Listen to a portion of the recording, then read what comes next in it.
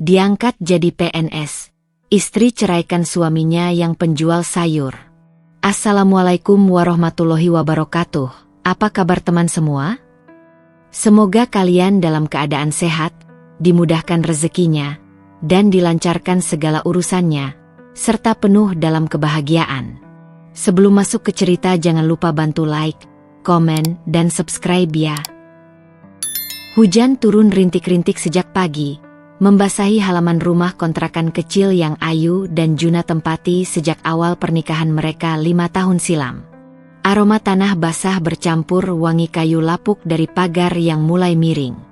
Tapi pagi itu, bagi Ayu, tak ada yang lebih harum dari secari kertas berkop instansi pemerintah yang kini tergenggam erat di tangannya. Ia duduk di kursi plastik biru yang biasa dipakai Juna membersihkan sayur, menatap surat itu seolah sebuah tiket menuju dunia yang lebih besar. Dengan tulisan tebal di bagian atas, terpampang, surat keputusan pengangkatan calon pegawai negeri sipil. Namanya tertulis jelas di sana. Ayu Rahmawati. Ayu tersenyum sendiri. Tangannya bergetar, bukan karena dingin, tapi karena rasa bangga yang membuncah. Setelah bertahun-tahun menjadi tenaga honorer dengan gaji tak seberapa, ia kini resmi menyandang status yang selama ini hanya bisa ia bayangkan, PNS. Ya, Allah, akhirnya. Gumamnya, menahan isak haru. Sambil mengusap sudut matanya, Ayu menatap keluar jendela dapur. Dari sela-sela tirai, ia melihat Juna baru saja memarkir gerobaknya. Suaminya itu turun dari motor tua, mengenakan jas hujan plastik robek yang hanya menutupi separuh tubuh. Tangannya sibuk membetulkan keranjang sayur yang hampir terguling. Juna menoleh ke arah jendela dan tersenyum, lalu melambaikan tangan. Ayu membalas lambaian itu dengan anggukan kecil, meski hatinya tak lagi utuh untuk senyuman sederhana itu. Dulu, Ayu merasa sangat beruntung bisa menikah dengan Juna. Ia lelaki sederhana, tulus, dan sangat bekerja keras.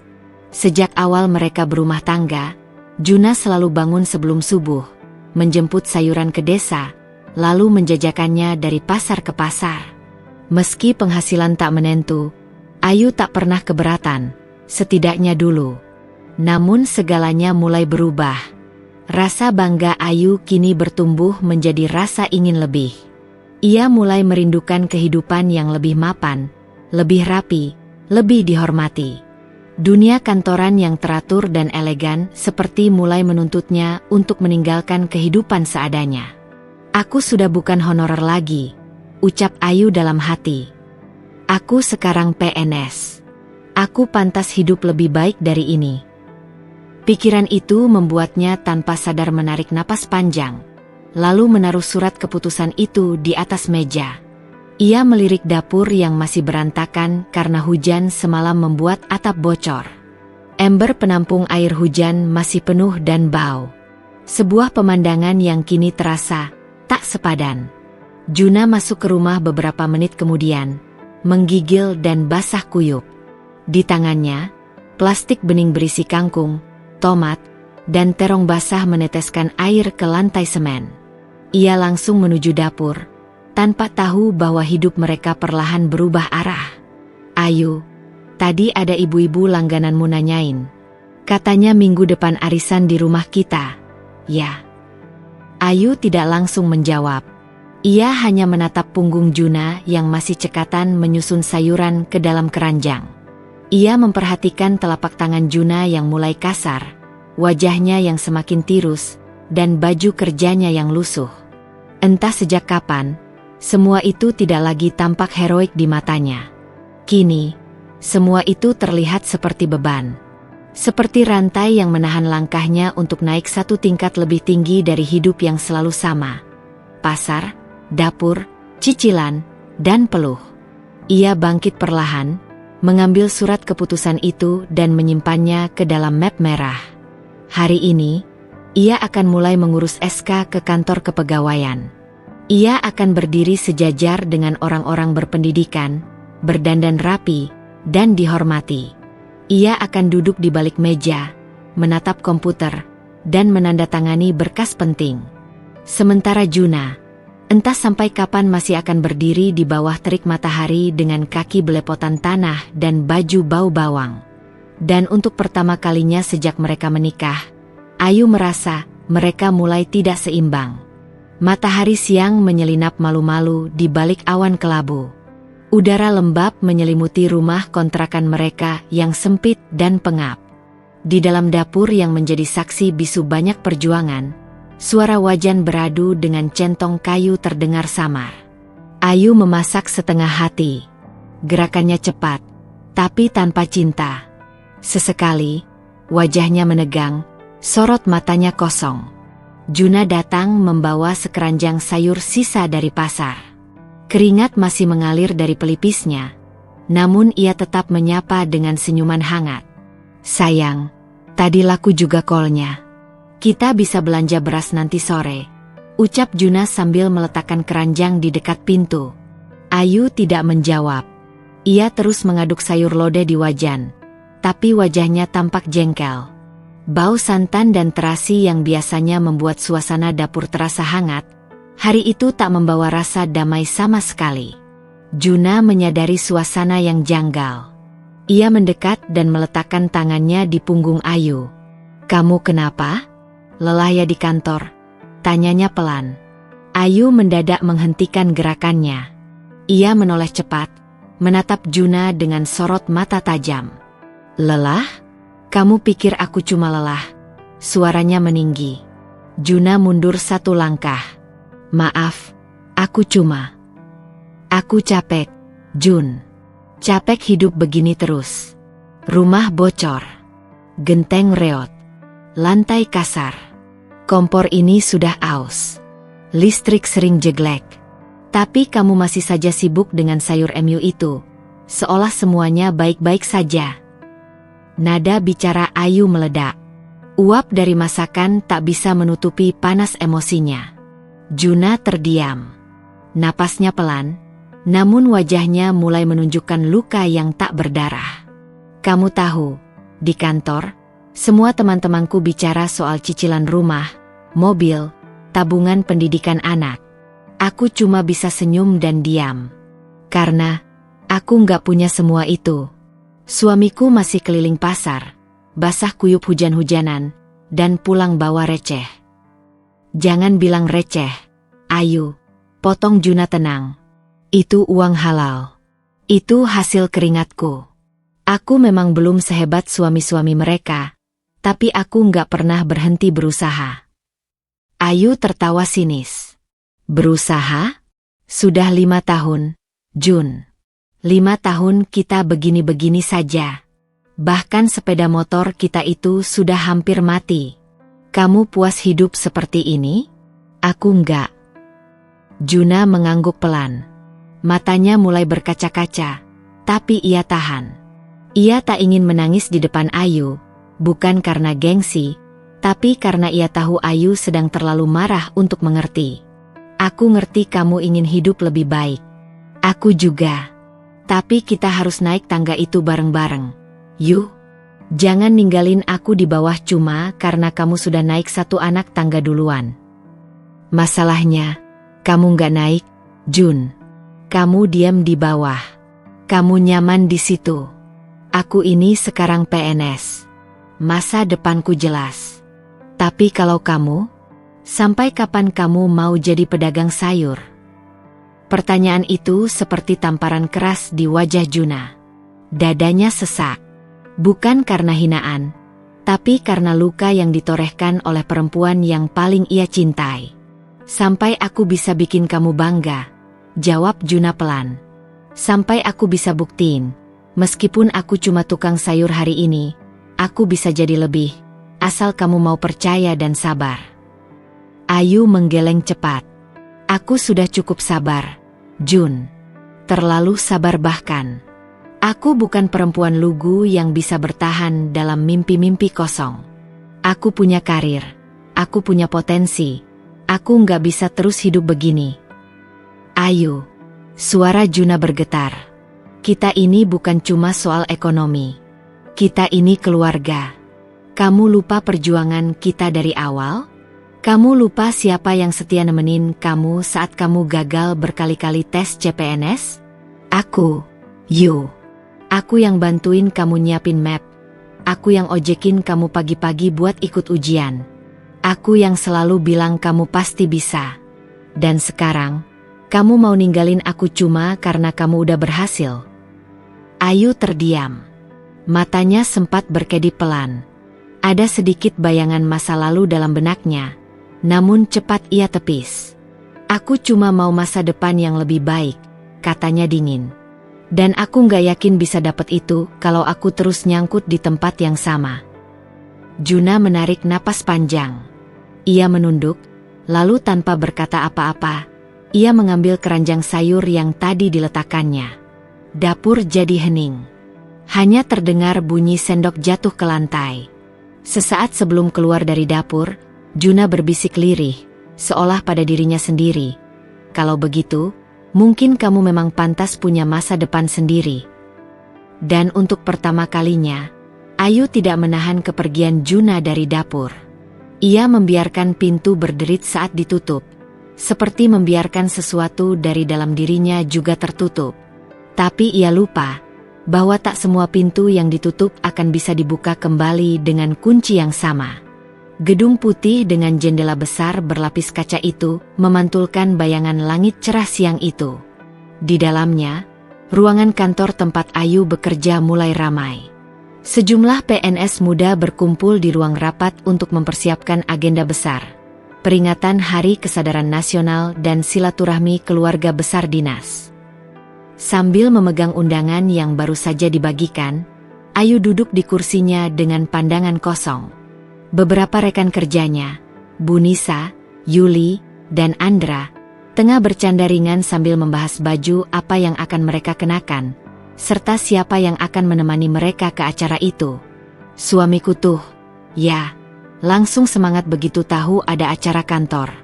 Katanya mau beli kemeja baru, biar cocok sama aku, celetuk Yuli sambil tertawa.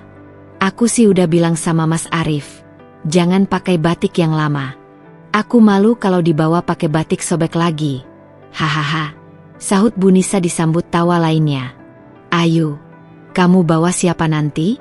Suamimu ikut kan? Tanya Andra tiba-tiba, membuat semua kepala menoleh ke arahnya. Ayu kaget, sedikit gelagapan. Senyum yang dipaksakan muncul di wajahnya. Belum tahu, sih. Mungkin aku sendirian aja. Suamiku sibuk dagang, nggak enak ganggu, jawabnya pelan. Oh, ya, sahut Yuli cepat. Sayang banget, momen begini tuh pas banget buat kenalin pasangan ke atasan. Tunjukin kalau kita tuh serasi. Apalagi kamu, Ayu, PNS baru. Pasti banyak yang kepo, suaminya siapa? Ayu tertawa hambar, padahal di dalam hatinya bergemuruh.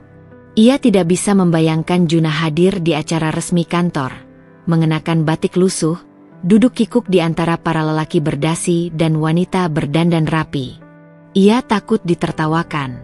Ia takut dibanding-bandingkan. Dan yang paling menyakitkan, ia sendiri sudah mulai melakukannya. Di dalam pikirannya, perbandingan itu terus muncul, entah sejak kapan. Suami Yuli seorang arsitek. Suami Bu Nisa seorang manajer koperasi. Suami Andra pegawai pajak. Dan Juna, tukang sayur dengan lengan gelap terbakar matahari, bau bawang menempel di jaketnya, dan motor tuanya selalu batuk-batuk jika di starter. Malamnya, Ayu menyetrika baju kantornya sambil terus memikirkan undangan itu. Juna baru pulang dari pasar malam, membawa beberapa kantong belanjaan plastik dan hasil utangnya hari itu. Yuk, aku beliin kol dan kentang yang kamu suka. Mau aku masakin nanti malam. Ayu hanya mengangguk tanpa menoleh. Ia sibuk dengan kemejanya yang terus dilipat ulang, seolah masih ada yang salah dengan garis setrikaannya. Yu, panggil Juna perlahan. Aku tadi lewat sawah, lihat bintang. Tiba-tiba kepikiran kamu. Aku bersyukur banget masih punya kamu. Ayu menghentikan gerakannya. Tapi bukan karena terharu. Justru karena kesal yang tertahan. Jun, kamu pernah kepikiran gak? Kamu tuh terlalu sederhana buat hidupku sekarang. Juna mengerutkan kening, menatap Ayu dengan tatapan bingung. Maksudmu? Ayu meletakkan setrika, lalu berdiri dan menatap Juna dengan mata lelah. Maksudku, kamu gak bisa terus kayak gini. Hidup kita harus naik kelas. Aku malu kalau orang kantor tahu suamiku cuma tukang sayur. Mereka semua pakai mobil, baju bagus, rumahnya di komplek. Aku masih numpang hidup di rumah bocor ini. Dan kamu? Juna menatap istrinya. Matanya menyiratkan luka yang tak bisa diungkapkan kata. Tapi Ayu belum selesai. Jun, aku cinta kamu. Iya. Tapi cinta aja nggak cukup buat ngangkat kepala tinggi di dunia kerjaku sekarang. Mereka ngetawain orang yang nggak selevel. Dan aku mulai ngerasa kamu bukan lagi seseorang yang bisa aku banggakan. Untuk pertama kalinya, kata-kata itu keluar dari mulut Ayu. Kata-kata yang selama ini hanya berkecamuk di batin, akhirnya meluncur bagai anak panah yang menancap ke dada Juna. Juna terdiam lama. Ia tidak marah, tidak membentak, hanya mengangguk pelan. Aku ngerti, katanya lirih. Tapi kamu tahu, Yu, aku tetap bangga jadi suamimu. Walau kamu sekarang sudah jauh di atas aku nggak pernah malu kalau orang tanya, siapa Ayu? Karena bagiku, kamu tetap Ayu yang dulu. Istriku yang kuat dan sederhana. Ayu tidak menjawab. Ia kembali duduk, menatap undangan yang tergeletak di atas meja. Kini, surat itu bukan sekadar ajakan silaturahmi, tapi pengingat bahwa antara dirinya dan Juna, sudah ada jurang yang mulai terbentuk. Jurang yang tidak terlihat, tapi perlahan makin dalam dan sulit dijembatani. Di luar, suara hujan turun pelan-pelan. Tapi di dalam hati Ayu, badai baru saja dimulai. Pagi itu, udara terasa lebih dingin dari biasanya. Angin membawa suara azan subuh dari masjid ujung gang, namun tak satupun suara itu mampu menggugah Ayu dari tempat tidurnya. Ia terjaga, tapi matanya menatap kosong ke langit-langit kamar. Di sampingnya, ranjang sudah kosong. Juna sudah bangun lebih dulu. Seperti biasa, dari dapur terdengar bunyi air mendidih dan suara sendok beradu dengan gelas. Juna masih menyiapkan teh manis, seperti pagi-pagi sebelumnya. Tapi pagi ini, tidak ada jawaban, tidak ada senyum, tidak ada percakapan. Ayu bangkit perlahan dan membuka lemari. Tangannya terhenti pada sebuah map berwarna biru muda. Ia menatapnya lama, seolah sedang menimbang ulang isi hidupnya. Tapi keraguan itu tak bertahan lama. Ia menarik napas panjang, lalu memasukkan map itu ke dalam tas kerjanya.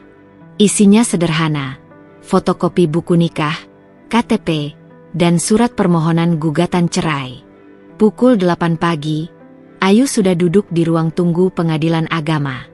Seragam PNS-nya masih rapi, lengkap dengan pin kecil di dada.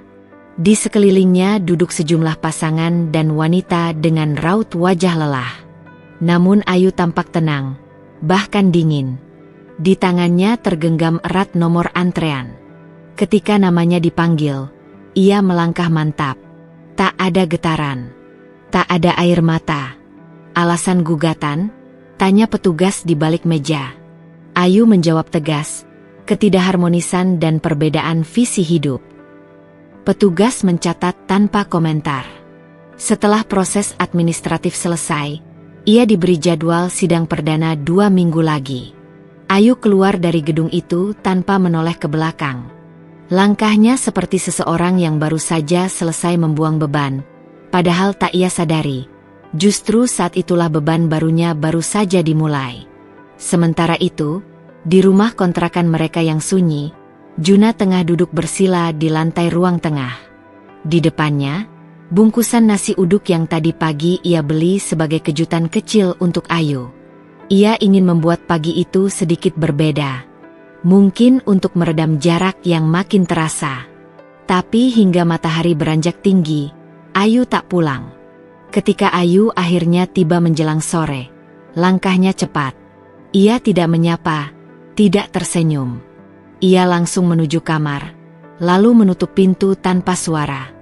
Juna hanya menatap punggung istrinya itu dengan tatapan kosong.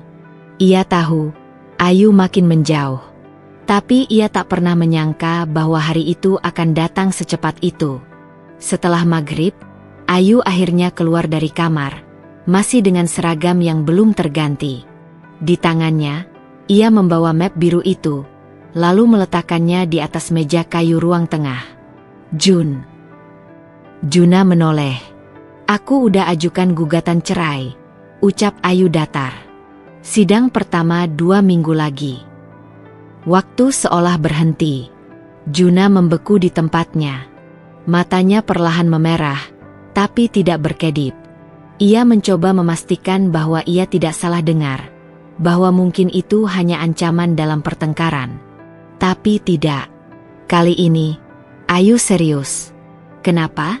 Suara Juna lirih, nyaris seperti bisikan dari luka yang baru saja ditoreh. Ayu menunduk sejenak, lalu berkata, "Aku lelah, Jun. Kita sudah nggak sejalan lagi. Kamu dengan duniamu, aku dengan duniaku. Aku ingin fokus sama karierku, dan aku butuh pasangan yang bisa menyeimbangi. Bukan seseorang yang terus jadi beban." Juna mengangguk pelan. "Aku beban, ya? Bukan begitu maksudku." Juna mengangkat tangannya pelan, memotong. "Nggak apa-apa. Kamu nggak perlu jelasin. Kalau itu yang kamu mau, aku terima." Ayu mengerutkan kening. "Kamu nggak marah?" Juna menggeleng. "Enggak. Aku cuma sedih. Karena aku kira kita masih bisa perbaiki semuanya. Tapi ternyata yang rusak bukan hubungan kita. Yang rusak adalah keyakinan kamu sama aku." Kalimat itu menghantam Ayu seperti gelombang pasang. Tapi ia terlalu tenggelam dalam keputusannya untuk kembali ke permukaan. Juna berdiri, lalu berjalan ke dapur. Ia membuka kulkas dan mengambil sebuah toples kecil berisi cincin kawin mereka yang selama ini disimpan saat Ayu mulai enggan memakainya. Ia kembali ke ruang tengah, membuka toples itu, dan menaruh cincin perak sederhana itu di atas map biru. "Kalau kamu sudah yakin, aku nggak akan tahan. Tapi satu hal yang perlu kamu tahu, Ayu," kata Juna, suaranya dalam dan berat. "Aku bukan lelaki gagal. Aku cuma belum waktunya berhasil. Tapi ketika waktuku datang, kamu mungkin sudah terlalu jauh untuk melihatnya." Ayu terdiam, tak sanggup menjawab. Dan malam itu, rumah kecil mereka diselimuti keheningan yang berbeda dari biasanya. Bukan keheningan damai, tapi keheningan dari dua hati yang sudah tak lagi berjalan beriringan. Untuk pertama kalinya, mereka tidur di kamar terpisah. Ayu di kamar, Juna di ruang tengah, dengan hanya tikar tipis dan jaket tua sebagai selimut. Di luar, hujan turun lagi. Tapi kali ini bukan rintik. Ia deras. Seperti air mata yang selama ini dipendam. Rumah dinas itu berdiri di deretan ujung kompleks pegawai, tepat di dekat gudang arsip kantor kecamatan. Sebuah bangunan sederhana, satu kamar, satu ruang tengah, dan dapur sempit di belakang. Dindingnya bercat putih gading yang mulai kusam, dengan jendela kecil yang menghadap ke gang sempit. Tidak mewah, tapi cukup layak untuk seorang PNS muda yang belum lama diangkat. Ayu menempati rumah itu 2 minggu setelah surat cerainya dengan Juna resmi keluar. Ia membawa sedikit barang, hanya 2 koper pakaian, lemari plastik kecil, dan rak buku yang ia beli dengan gaji pertamanya dulu. Sisanya dibiarkan di rumah kontrakan lama, termasuk toples yang dulu menyimpan cincin pernikahan mereka. Hari pertama di rumah baru itu, Ayu merasa bebas. Tidak ada suara motor tua Juna. Tidak ada sayur berceceran di lantai dapur. Tidak ada bau bawang atau teri goreng. Tidak ada suara laki-laki yang menggumamkan doa sebelum tidur di sampingnya. Semuanya sunyi. Dan dalam kebisuan itu, Ayu merasa seperti punya kendali penuh atas hidupnya. Ia menyetel musik dari ponselnya, menata ulang isi lemari, mencat ulang sebagian dinding kamar dengan warna krem favoritnya. Ia bahkan sempat tertawa sendiri saat memaku bingkai foto wisuda yang dulu belum sempat dipajang. Ia ingin rumah itu terasa seperti miliknya sepenuhnya, tanpa bayang-bayang siapapun. Namun seiring hari-hari berlalu, kebebasan itu mulai berubah menjadi kekosongan. Setiap sore, Ayu pulang dari kantor dengan tubuh lelah tapi rumah tetap hening. Tidak ada aroma teh manis. Tidak ada suara yang menyambutnya di depan pintu. Tidak ada kaki yang tergesa menyambut belanjaannya, atau tangan yang membantu membawakan tas. Ia mulai menyadari, sepi itu punya suara. Ia mendesis di sela-sela angin sore yang menyusup dari jendela.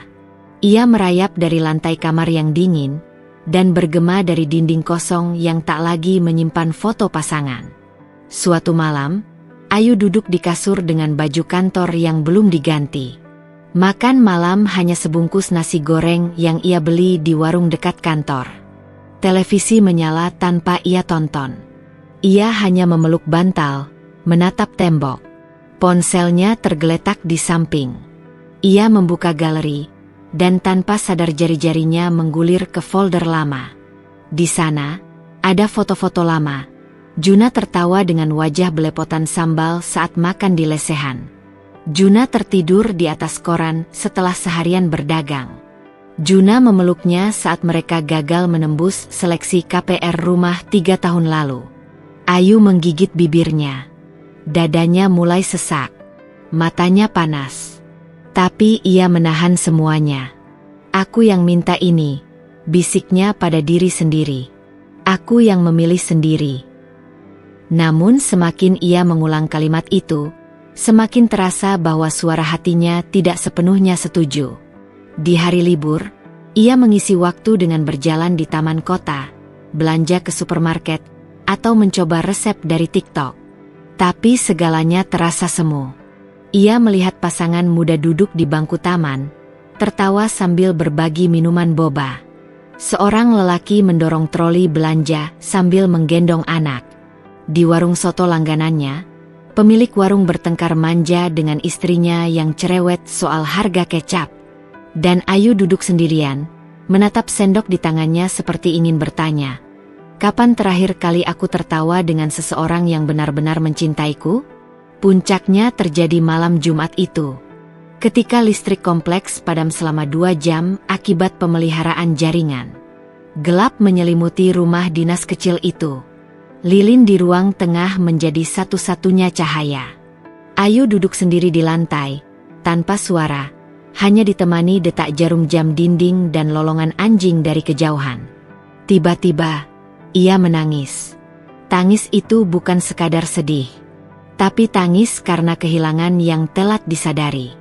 Tangis karena tak ada lagi Juna yang menyalakan lilin, memegang tangannya sambil berkata, "Tenang, sebentar lagi nyala lagi. Aku di sini, kok." Tangis itu berlangsung lama, sampai lilin habis, sampai gelap benar-benar menguasai ruangan. Dan Ayu tak punya siapa-siapa untuk bercerita selain bayangan dirinya sendiri. Beberapa hari kemudian, di kantor, saat teman-temannya kembali membicarakan rencana liburan bersama pasangan masing-masing, Ayu hanya tersenyum dan sibuk dengan laporan keuangan. Tapi di dalam laci mejanya, ada secari kertas kecil yang ia tulis diam-diam. Kadang yang pergi bukan cinta, tapi kesabaran kita untuk melihatnya tetap tumbuh. Matahari pagi menyembul malu-malu di balik kabut tipis pegunungan. Udara desa tempat Juna kini tinggal terasa lebih sejuk, lebih lapang dibanding deretan kontrakan sempit di kota. Sudah 2 bulan sejak perceraian itu disahkan, dan sejak saat itu pula, Juna memutuskan pulang ke kampung halaman ayahnya di lereng pegunungan kecil di Kabupaten Wonosobo. Awalnya, ia datang hanya untuk menenangkan diri. Tapi seminggu berada di tengah hamparan sawah dan ladang, Juna sadar, ini bukan pelarian. Ini kesempatan. Ia berdiri di tepi pematang, menatap hamparan kebun kol dan sawi yang luas menghampar sejauh mata memandang. Embun masih menggantung di ujung daun. Petani-petani tua berjalan pelan dengan cangkul di pundak, dan burung-burung kecil beterbangan rendah, seolah menyambut semangat baru dalam diri Juna. Ia memulai dari nol. Menawarkan diri membantu para petani memasarkan hasil panen mereka ke kota. Tak sedikit yang menolak, menganggapnya hanya pedagang pasar biasa yang besar omong. Tapi Juna tidak menyerah. Ia mendatangi satu persatu rumah petani. Ia menawarkan kejujuran, kerja keras, dan janji bahwa mereka akan mendapat harga lebih layak daripada dari tengkulak. Butuh waktu berminggu-minggu, tapi lambat laun satu persatu petani percaya. Juna membangun jaringan. Ia menyewa pick-up tua dari tetangga desa, menghubungi kenalannya yang dulu sama-sama berdagang di pasar untuk jadi pengepul kecil. Ia menyusun sistem sederhana: panen pagi, sortir siang, kirim malam. Namun Juna tidak berhenti di situ. Ia menghubungi koperasi desa untuk menyewa sepetak lahan tidur. Ia mulai menanam sendiri, dengan belajar dari petani-petani senior yang sudah puluhan tahun mencangkul tanah. Dengan tangan yang dulu hanya mengangkat keranjang sayur dari pasar, kini ia menanam bibit kol, sawi, dan cabai rawit dengan penuh harapan. Tangannya kasar, kukunya hitam, tapi wajahnya bersinar. Bukan karena matahari, tapi karena semangat yang tidak pernah benar-benar padam. Setiap hari ia bangun sebelum subuh, bekerja hingga matahari tenggelam. Saat malam tiba, ia duduk di teras rumah kecilnya, membuka laptop bekas yang dibelikan dari hasil panen pertama. Ia belajar tentang rantai pasok, sistem distribusi, hingga strategi pemasaran digital. Dunia sayur bukan lagi sekadar gerobak di pasar. Ini kini adalah sistem yang bisa dikelola dan diperluas. Juna mulai menghubungi pengelola toko swalayan kecil di kota. Ia membawa contoh sayur segar yang dibungkus rapi dalam plastik bening. Ia menjelaskan bahwa ia bisa menyediakan dalam jumlah besar, kualitas terjaga, harga bersaing, dan yang terpenting, langsung dari petani. Beberapa menolak. Tapi satu minimarket kecil di pusat kota menerima. Dari satu minimarket, kini menjadi 3. 3 menjadi 8. Dalam waktu 6 bulan, Juna menjelma dari pedagang keliling menjadi pemasok sayur tetap untuk 2 jaringan supermarket lokal di Jawa Tengah. Ia menamai usahanya Segar Tani. Nama sederhana tapi penuh makna. Ia ingin setiap orang tahu, sayur yang mereka beli adalah hasil keringat petani, bukan hasil manipulasi harga tengkulak. Di kantornya yang sederhana di pinggir desa, ia mempekerjakan 8 orang muda desa yang sebelumnya menganggur. Ia memberi pelatihan, membangun sistem pengemasan, membuat merek dagang, hingga mengurus sertifikat keamanan pangan. Ia belajar segala hal yang dulu tak pernah terpikirkan. Kalau dulu aku cuma dagang buat hidup, ucap Juna pada salah satu petani mitranya. Sekarang aku dagang buat hidupin orang lain juga. Namanya mulai dikenal. Beberapa media lokal mewawancarainya sebagai pemuda desa yang sukses dari nol. Ia sempat diundang ke forum kewirausahaan pemuda tingkat kabupaten. Tapi Juna tetap rendah hati.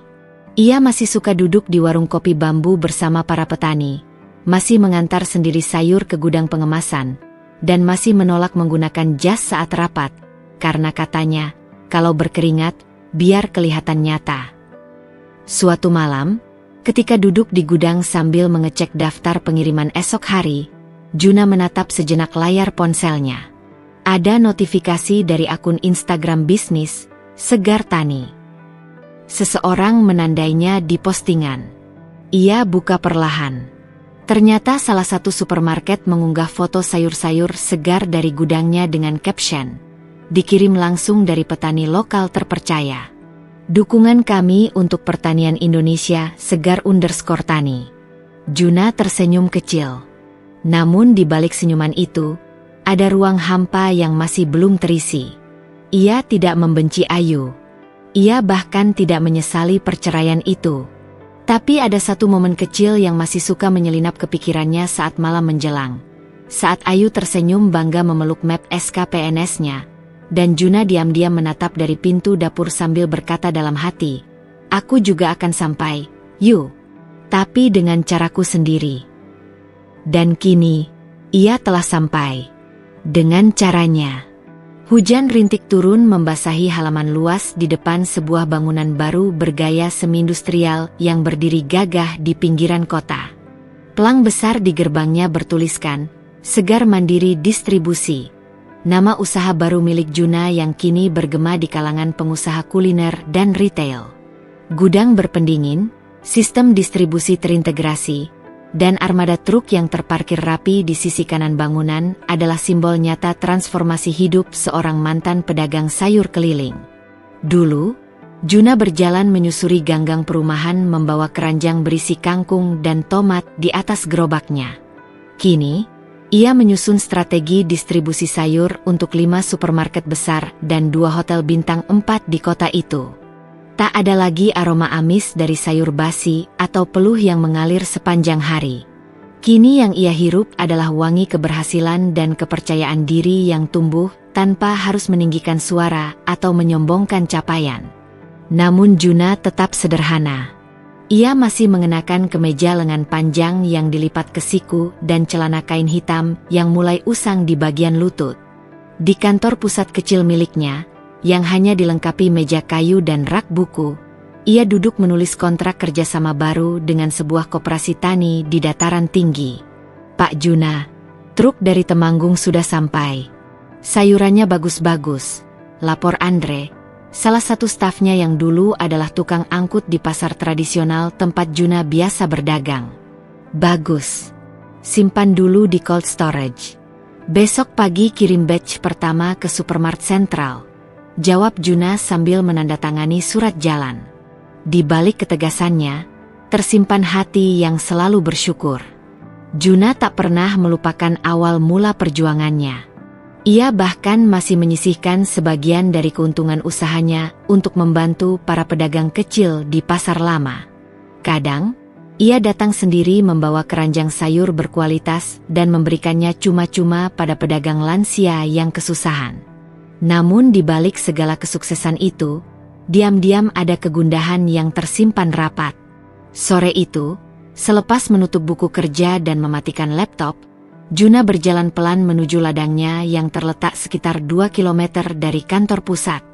Ia menyusuri jalan setapak yang dipenuhi tanaman sawi dan selada yang tertata rapi di bawah net pelindung. Sambil berdiri memandang hamparan hijau yang memanjakan mata, Juna menarik napas panjang. Di benaknya, bayangan Ayu kembali berkelebat. Bukan karena ia masih mencintainya sepenuhnya, meski perasaan itu tak pernah benar-benar hilang, tapi karena ada bagian dalam hidupnya yang dulu ia bangun bersama perempuan itu. Bagian yang kini hilang, menyisakan ruang kosong yang belum sepenuhnya terisi. Dulu, kita pernah bercita-cita punya ladang sendiri. Sekarang aku punya, gumamnya lirih. Tapi sendiri. Sementara itu, nama Juna makin santer terdengar di kalangan pengusaha. Ia diundang menjadi pembicara dalam seminar kewirausahaan lokal. Media lokal menjulukinya, petani muda modern, dan memuat kisahnya di halaman utama. Foto dirinya, berdiri di depan truk berlogo Segar Mandiri sambil tersenyum, terpampang di koran dan dibagikan di media sosial. Kabar itu pun perlahan sampai ke telinga Ayu. Suatu pagi, saat sedang sarapan di ruang makan rumah dinasnya, ia mendengar rekan sekantornya membahas tentang bos sayur yang tengah viral karena ekspansinya yang pesat dan strategi bisnisnya yang mengagumkan. Si bos sayur yang diberita itu mantan pedagang keliling. Loh, tapi sekarang punya gudang dan lahan sendiri. Keren banget, ya. Ayu hanya terdiam. Sendok di tangannya berhenti bergerak. Jantungnya berdebar, seakan menolak untuk percaya dengan apa yang ia dengar. Sebuah foto Juna yang terpampang di artikel digital di layar ponsel rekan kerjanya membuat dadanya sesak. "Itu Juna," bisiknya lirih. Rekannya mengangguk. Iya, kamu kenal. Ayu tak menjawab, hanya tersenyum samar. Lalu bangkit dari kursi dengan alasan ingin menyelesaikan laporan pagi lebih cepat. Langkahnya menuju kantor terasa berat. Ada sesuatu dalam dirinya yang mulai runtuh perlahan.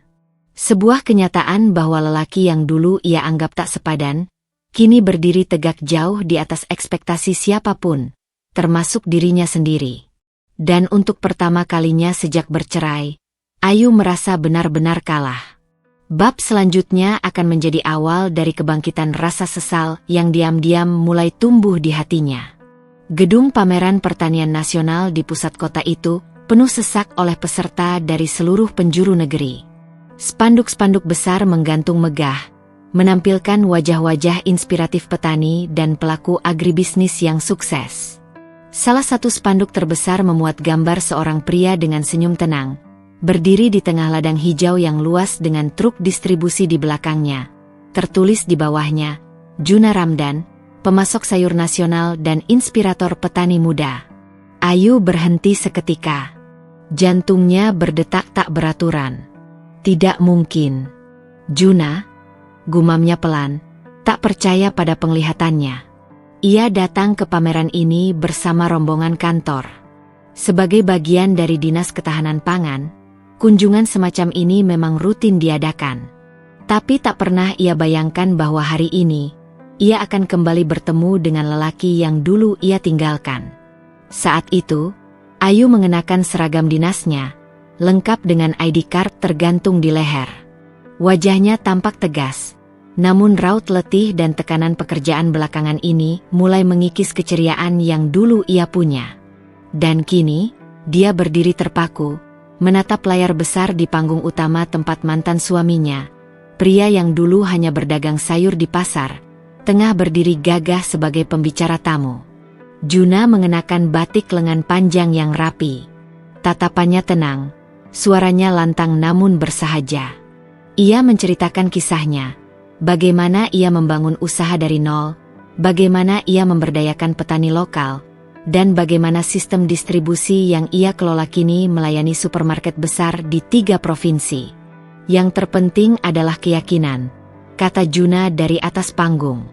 Saat semua orang menganggap kita tak punya masa depan, kita sendiri harus tetap percaya bahwa jalan akan terbuka, asal kita bekerja keras dan tidak menyalahkan keadaan.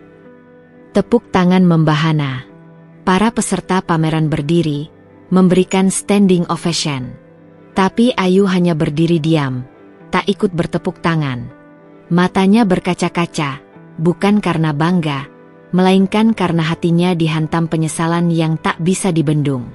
Setelah acara selesai, Ayu berusaha menenangkan diri di luar ruangan. Ia meneguk air putih, mencoba menyusun pikirannya kembali.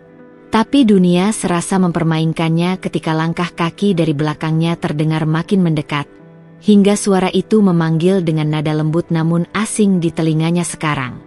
Ayu. Ayu menoleh. Di hadapannya berdiri Juna, pria yang kini bahkan terlihat lebih tenang dan dewasa dibanding saat mereka masih bersama. Tatapan matanya tidak lagi menyimpan luka, hanya rasa hormat dan jarak. Juna, selamat ya. Kamu hebat sekarang, kata Ayu, berusaha tersenyum. Tapi bibirnya terasa kaku. Terima kasih. Aku juga senang lihat kamu baik-baik saja, jawab Juna sopan. Mereka berdiri dalam diam sejenak, di bawah bayang-bayang spanduk besar tempat wajah Juna terpampang bangga. Dulu, aku salah menilai kamu, lirih Ayu. Maaf. Juna tersenyum kecil. Waktu yang menjawab semuanya. Ayu, aku pun tidak menyesal pernah bersamamu. Kamu bagian dari perjalananku. Kalimat itu menampar lembut, tapi menyakitkan. Ia tidak menyalahkan, tidak menuntut, tidak menagih apapun. Tapi justru dari situlah Ayu tahu, Juna sudah benar-benar melepaskannya. Ia sudah pergi jauh, bukan hanya secara ekonomi, tapi juga secara batin. Ayu menatap pria di hadapannya dengan getir. Dahulu ia meninggalkan Juna karena menganggapnya tak akan bisa mengejar masa depannya. Tapi kini, ia justru merasa seperti seseorang yang tertinggal jauh di belakang. Melihat kereta yang dulu ia tinggalkan, kini melaju cepat menuju kejayaan. "Senang bisa bertemu lagi," kata Juna pelan.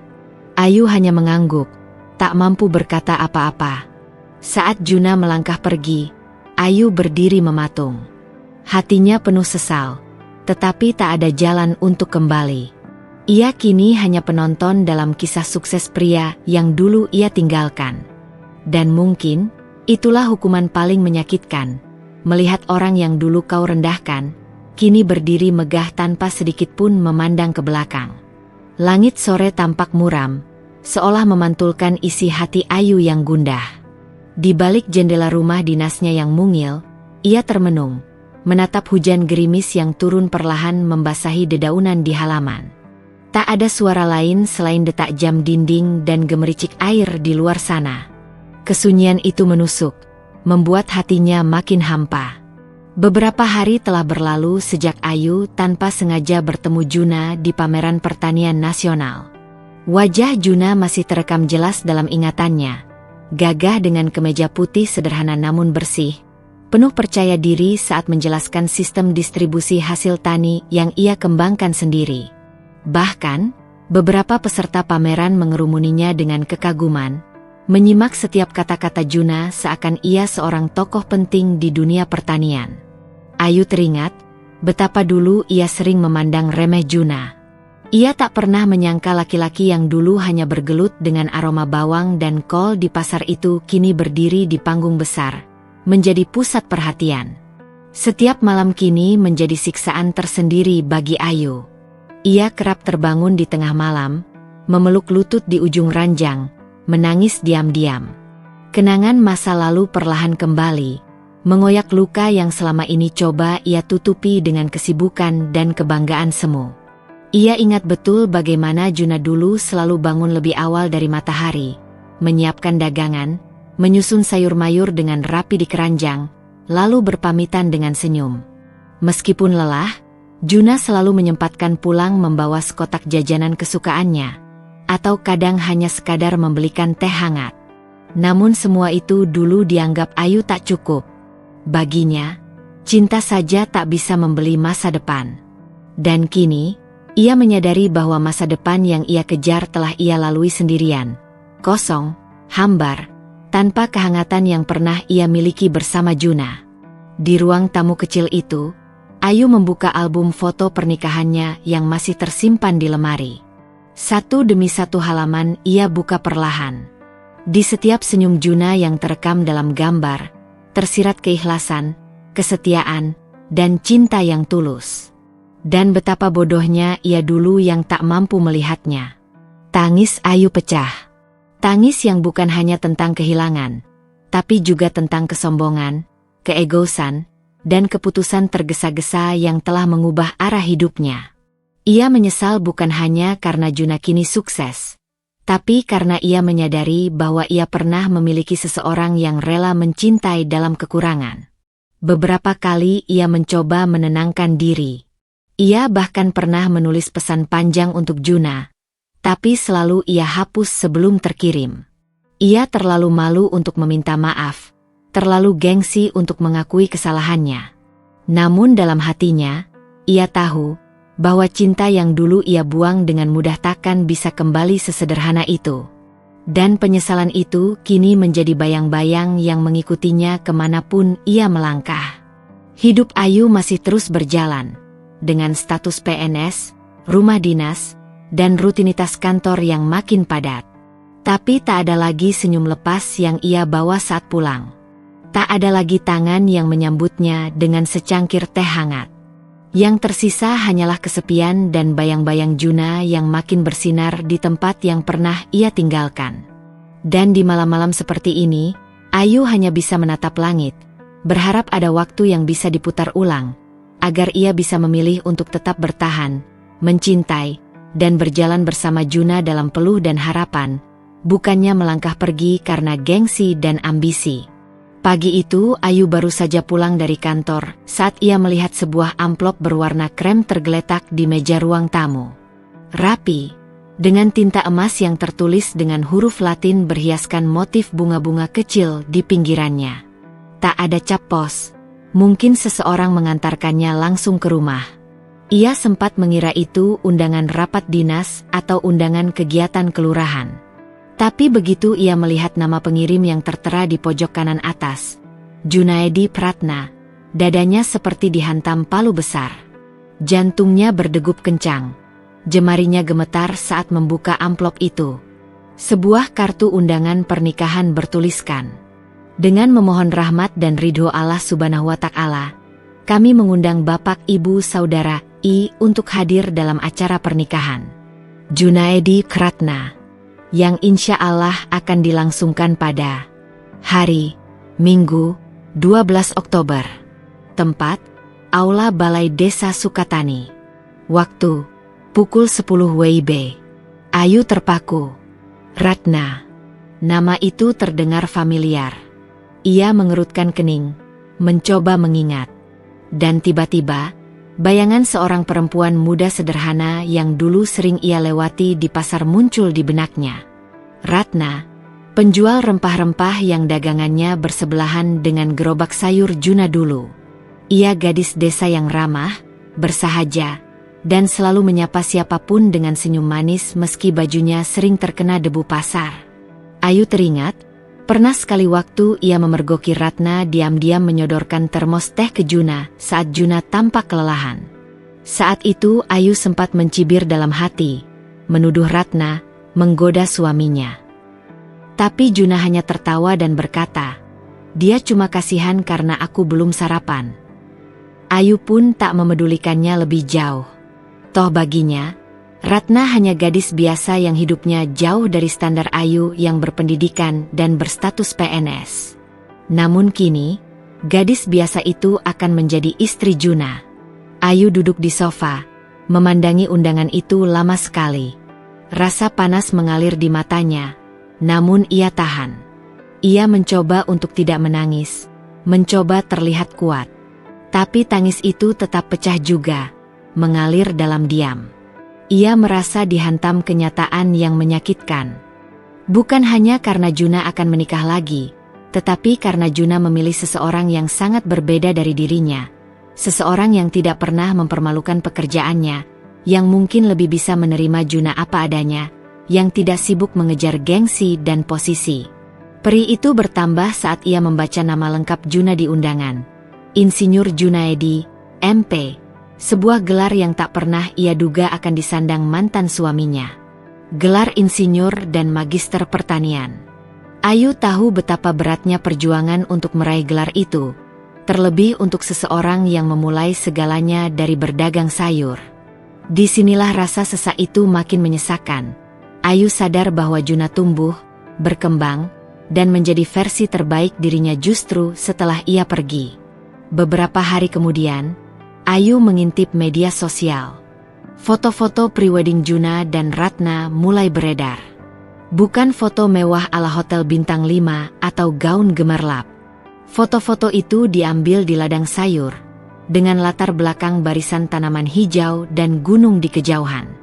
Ratna tampak mengenakan kebaya sederhana berwarna hijau muda, dan Juna memakai baju koko dan celana hitam. Namun dari tatapan mereka berdua, terlihat jelas kebahagiaan yang tulus dan damai, sesuatu yang dulu tidak pernah muncul dalam foto-foto pernikahan Ayu sendiri. Ayu menghela napas panjang, lalu menatap dirinya di cermin. Ia merasa asing dengan bayangannya sendiri. Dulu ia pikir, menjadi PNS adalah segalanya, stabil, bergengsi, dihormati. Tapi ternyata semua itu tak mampu menggantikan kehangatan rumah yang pernah ia miliki bersama Juna. Kini, semua hanya kenangan. Ia sadar, waktu tidak bisa diputar. Dan penyesalan tidak bisa memperbaiki sesuatu yang telah hancur karena kesalahan sendiri.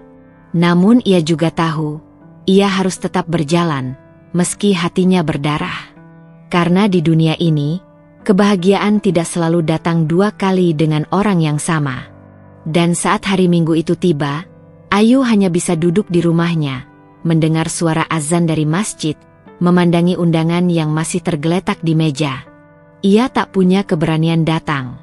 Ia tak punya hak untuk mengganggu hari bahagia Juna. Yang bisa ia lakukan hanya satu, mendoakan dalam diam, agar Juna bahagia. Walau bukan dengannya.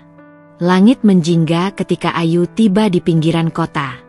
Ia turun dari angkutan umum dengan langkah ragu. Di tangannya, sebuah skarf menutupi sebagian wajahnya. Ia tak ingin terlihat, apalagi dikenal. Meski sudah beberapa kali mendengar nama Juna disebut di berita dan media sosial sebagai Raja Sayur Baru, tapi melihatnya langsung, itu perkara lain. Di hadapannya terbentang ladang luas, berpetak-petak rapi laksana permadani hijau yang menghampar. Ada tomat, kubis, wortel, hingga selada. Semuanya tumbuh subur dan terawat. Di tengah ladang berdiri bangunan semi modern yang tampak difungsikan sebagai kantor dan gudang penyimpanan. Truk-truk kecil berlalu lalang. Para pekerja mengenakan seragam dan penutup kepala. Semua tampak sibuk dan terkoordinasi. Ayu berdiri di balik semak kecil. Ia menahan napas saat melihat sosok yang sangat dikenalnya keluar dari salah satu bangunan. Juna. Mantan suaminya itu tampak berbeda. Lebih tegap, lebih percaya diri, dan senyumnya masih sama hangatnya seperti dulu. Ia memakai kemeja sederhana dan celana lapangan. Di tangannya, tablet digital yang sesekali ia tunjukkan pada seorang pria muda di sampingnya, mungkin asistennya. Ayu hanya bisa menatap dari jauh. Mas Juna. Gumamnya lirih. Nama itu menyangkut di tenggorokan, seperti duri tajam dari masa lalu yang masih menyakitkan. Hatinya berkecamuk. Ia teringat saat-saat ketika Juna masih berkutat di pasar, bangun dini hari, mendorong gerobak, berkeringat demi menyambung hidup mereka. Dulu, ia melihat itu sebagai sesuatu yang hina. Kini, semua kerja keras itu justru menjadi pondasi bagi sebuah kerajaan agribisnis yang sukses. Ia berjalan pelan di sisi ladang, menyentuh dedaunan yang sejuk, harum tanah, dan sinar mentari senja yang lembut menyapu wajahnya. Dan di sanalah, di tengah barisan selada yang menghijau, ia tak bisa menahan air matanya. Ia berjongkok, membenamkan wajah ke kedua telapak tangan, dan menangis sejadi-jadinya. Bukan karena iri pada keberhasilan Juna. Bukan pula karena ia ingin kembali. Tapi karena ia sadar, ia telah melepaskan pria yang mencintainya tulus, hanya karena ia merasa lebih tinggi saat itu. Aku bodoh, aku benar-benar bodoh. Isaknya pelan. Beberapa pekerja melihat ke arahnya, tapi Ayu segera berdiri dan berjalan menjauh. Ia tak ingin membuat keributan, tak ingin Juna tahu ia datang. Ia hanya ingin melihat dan menerima. Bahwa ia kalah dalam perang yang ia mulai sendiri, perang ego dan gengsi. Sebelum pulang, ia berdiri sekali lagi di gerbang ladang, memandangi papan besar bertuliskan, CV Juna Agro Sejahtera, dari pasar menuju kemakmuran. Di bawah tulisan itu, ada slogan kecil yang membuat Ayu nyaris tak bisa berdiri tegak. Karena kejujuran dan kerja keras tak pernah salah arah. Hatinya kembali bergemuruh. Dulu, ia ingin pria mapan. Tapi lupa, bahwa pria sederhana yang tulus akan lebih berharga dalam perjalanan panjang kehidupan. Sore itu, Ayu meninggalkan ladang sayur dengan langkah lunglai. Di dadanya, sesak tak terungkap. Ia tahu, penyesalan ini tak akan pernah tuntas. Dan yang paling menyakitkan, ia tak bisa kembali ke masa lalu. Hari-hari berlalu seperti hujan gerimis yang tak kunjung reda, menyisakan dingin di dada dan jejak becek kenangan yang tak bisa dikeringkan. Ayu kembali ke rutinitasnya sebagai PNS, mengenakan seragam, menandatangani berkas, menghadiri rapat, dan pulang ke apartemen mungilnya yang hening. Tapi ada yang berbeda. Sejak hari itu, sejak ia diam-diam melihat ladang Juna dan menangis di antara barisan selada, wajahnya kehilangan kilau, Senyumnya terasa hambar. Berkali-kali ia membuka undangan pernikahan Juna yang sempat disimpan di laci kerjanya. Kertas itu sudah kusut, sudut-sudutnya melengkung, dan tinta emasnya mulai pudar. Tapi tidak dengan rasa yang tumbuh setiap kali ia menatap nama perempuan di samping nama mantan suaminya. Ranti, pedagang tempe yang dulu juga suka membantu Juna di pasar. Seorang perempuan yang mungkin tak tahu soal ASN, tunjangan tetap, atau kartu kredit. Tapi tahu persis bagaimana cara menemani seseorang dari titik nol. Ayu sering termenung di depan kaca, bertanya pada bayangannya sendiri. Apa artinya status tanpa kehangatan? Apa gunanya gaji tetap jika hati tetap kosong? Dulu, ia bangga bisa mandiri. Ia merasa mapan. Tapi kini ia sadar, kemandirian yang dibangun di atas keangkuhan hanya akan meninggalkan kehampaan. Ia pernah punya cinta tulus. Tapi ia korbankan demi ilusi kestabilan finansial. Dan ketika realitas menunjukkan betapa kecil dunia yang dulu ia banggakan, tak ada yang bisa ia lakukan selain menunduk dan menyesal. Suatu malam, ia menulis diari. Bukan untuk Juna, tapi untuk dirinya sendiri, sebagai pengingat agar tak kembali tersesat. Kesetiaan itu mahal. Tidak diukur dari rekening bank atau pekerjaan tetap, tapi dari siapa yang tetap bertahan saat dunia belum bersahabat. Aku telah menukar cinta sejati dengan lembaran slip gaji. Aku telah menyia-nyiakan suami yang baik hanya karena ia tidak punya seragam atau gelar. Kini, semua sudah terlambat. Tapi aku tak ingin membenci diriku selamanya. Aku harus belajar, karena hidup tak pernah berhenti, bahkan ketika hati sedang remuk. Beberapa bulan kemudian, Ayu mulai aktif mengikuti kegiatan sosial. Ia bergabung dengan komunitas pendamping UMKM perempuan. Ia ingin menebus rasa bersalahnya dengan mendampingi para istri pedagang kecil yang sedang merintis usaha. Di mata mereka, ia melihat semangat yang dulu pernah ia pandang rendah. Kini ia hormati dan dukung sepenuh hati. Suatu ketika, dalam sebuah seminar kewirausahaan, ia melihat sosok Ranti dari kejauhan. Wanita itu sedang membawakan presentasi tentang transformasi sayur pasar menjadi produk premium. Ayu tak berani mendekat, tapi ia tersenyum. Bukan senyum getir, tapi senyum penuh penerimaan. Di penghujung hari, saat semua hadirin bubar, Ayu berdiri di pelataran gedung. Angin sore meniup jilbabnya pelan. Ia menatap langit jingga yang mulai redup, dan berbisik pada dirinya sendiri. Terima kasih, Tuhan, meski aku terlambat menyadari semua ini. Setidaknya aku masih diberi kesempatan untuk memperbaiki diriku. Bukan untuk kembali pada masa lalu, tapi agar di masa depan, aku bisa lebih bijak mencintai dan lebih tulus menghargai. Dengan langkah ringan, ia berjalan menyusuri trotoar, meninggalkan masa lalu, bukan untuk melupakan, tapi untuk menjadikannya pijakan agar tak kembali jatuh dalam jurang yang sama. Ia telah kalah dalam kisah cintanya, tapi menang dalam memahami makna hidup yang sesungguhnya.